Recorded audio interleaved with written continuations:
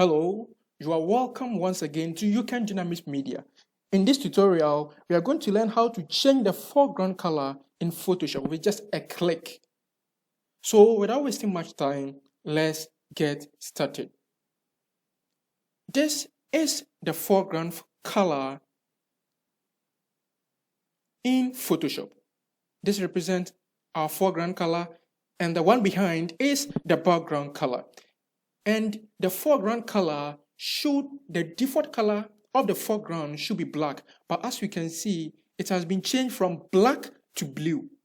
So to change this foreground color to the default, just click D on your keyboard. And as you can see, it has changed to the default color. Thanks for watching, and please subscribe to our channel if you haven't subscribed, and hit on the notification bell in order to get notified of every video we upload. Thank you very much, and God bless you.